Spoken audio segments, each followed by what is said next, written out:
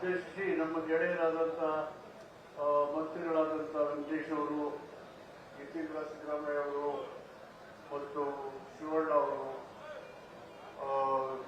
ಗಣೇಶ್ ಪ್ರಸಾದ್ ಅವರು, ದರ್ಶನ್ ಧ್ರುವನಾರಾಯಣ್ ಅವರು ಅವರೆಲ್ಲ ಮಾತಾಡಿದ್ದಾರೆ.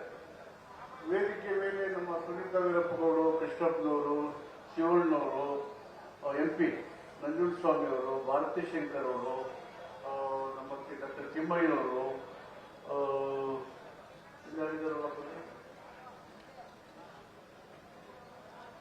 ಅನೇಕ ನಮ್ಮ ವಾಸ್ತವ ಇವತ್ತು ನಮ್ಮ ಪಕ್ಷಕ್ಕೆ ಹಳೆಯ ಮಿತ್ರರು ನಮ್ಮ ಸಿದ್ಧಾರ್ಥ ಅವರು ಆ ಪಕ್ಷಕ್ಕೆ ಈಗ ಮುಖ್ಯಮಂತ್ರಿಗಳ ಸಮ್ಮುಖದಲ್ಲಿ ಅವರು ಸೇರ್ಪಡೆ ಆಗಲಿದ್ದಾರೆ.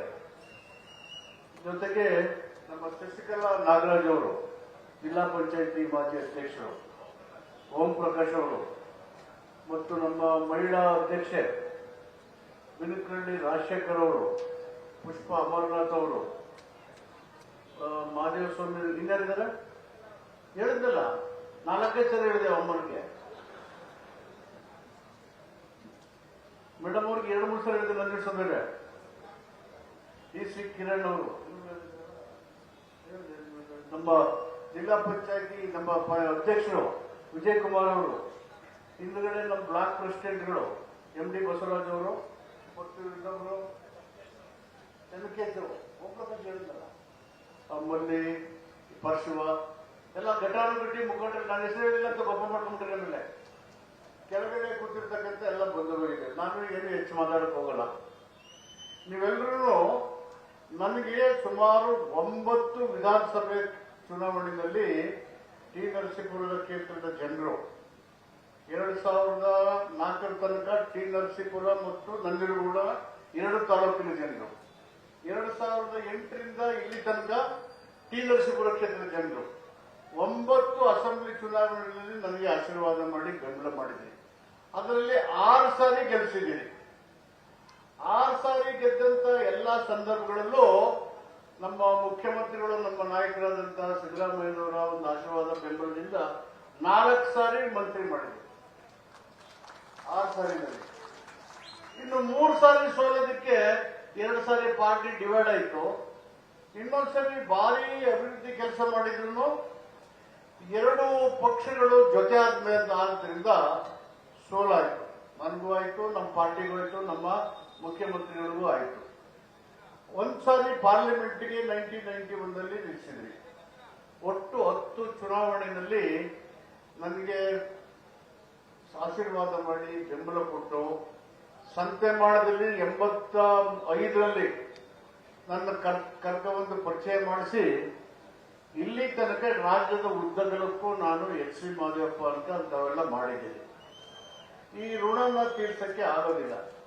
ನಾನೇನು ಭಾರಿ ಭಾಷಣ ಮಾಡಕ್ ಹೋಗಲ್ಲ, ನಮ್ಮ ಮುಖ್ಯಮಂತ್ರಿಗಳು ಮಾತಾಡ್ತಾರೆ.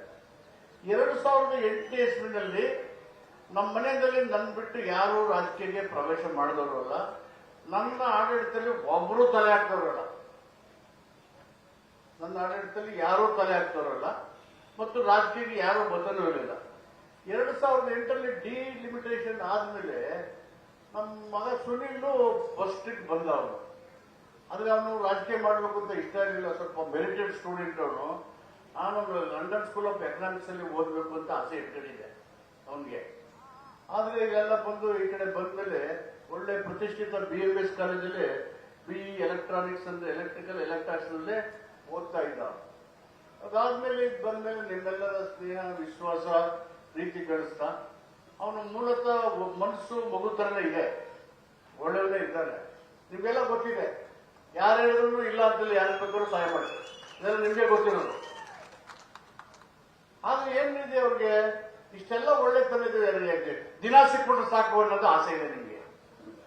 ನಾನು ಅವ್ನು ಕೇಳಿದ್ರೆ ಸಿಗ್ತಾ ಇಲ್ಲ ಅಂತ, ಅಪ್ಪ ನನ್ಗೆ ಏನಂತ ಕರೆ ಕೊಟ್ಟಿದ್ರಿ ಡೈಲಿ ಸಿಕ್ಕಕ್ಕೆ ನಾನು ಅಂತ ಕೇಳ್ದ. ಈಗ ಮುಖ್ಯಮಂತ್ರಿಗಳು ಅದಕ್ಕಿಂತ ಹೆಚ್ಚಾಗಿ ಅವನಿಗೆ ಅಣ್ಣನ ಸಾಮಾನ್ಯ ಅಂತ ಗೆದ್ದಿದ್ರ ಕೊಟ್ಟಿದ್ರು, ಎಲ್ಲರೂ ಸೇರಿ ಟಿಕೆಟ್ ಕೊಟ್ಟಿದ್ರು ಪಾರ್ಲಿಮೆಂಟ್ಗೆ. ಅನೇಕ ಸಂದರ್ಭಗಳಲ್ಲಿ ಅವನಿಗೆ 2-3 ಸಾರಿ ಮಿಸ್ ಆದ್ರೂ ಬೇಜಾರು ಮಾಡ್ಕೊಳ್ತೆ, ಪಾರ್ಟಿಗೆ ದುಡಿದಿದ್ದಾನೆ. ನೀವೆಲ್ಲ ಈ ಸಾರಿ ಸೀರಿಯಸ್ ಆಗಿದ್ರಿ ಅವನಿಗೆ ಟಿಕೆಟ್ ಕೊಡಬೇಕು ಅಂತ ಹೇಳಿ. ಆದ್ರೆ ನಾನು ಮುಖ್ಯಮಂತ್ರಿಗಳಿಗೆ ನಾನು ಏನು ಟಿಕೆಟ್ ಕೊಡಬೇಕು ಅಂತ ಕೇಳಕ್ ಹೋಗಿಲ್ಲ, ಅವರು ನನ್ ಕೇಳಕ್ ಹೋಗಿಲ್ಲ. ಅವರು ಅನುಕ್ಷಣದ ಸುದ್ದಿಗಳಿಗಾಗಿ ವಿಸ್ತಾರ ನ್ಯೂಸ್ ಯೂಟ್ಯೂಬ್ ಚಾನೆಲ್ ಸಬ್ಸ್ಕ್ರೈಬ್ ಮಾಡಿ. ಹೊಸ ಸುದ್ದಿಗಳ ನೋಟಿಫಿಕೇಶನ್ಗಾಗಿ ಬೆಲ್ ಐಕಾನ್ ಕ್ಲಿಕ್ ಮಾಡಿ. ಲೇಟೆಸ್ಟ್ ಅಪ್ಡೇಟ್ಸ್ಗಾಗಿ www.vistaranews.com ವೆಬ್ಸೈಟ್ಗೆ ವಿಸಿಟ್ ಮಾಡಿ. ಅಂಗೈಯಲ್ಲೇ ಜಗತ್ತಿನ ಸುದ್ದಿ ತಿಳಿಯಲು ವಿಸ್ತಾರ ನ್ಯೂಸ್ ಕನ್ನಡ ಆಪ್ ಡೌನ್ಲೋಡ್ ಮಾಡಿ.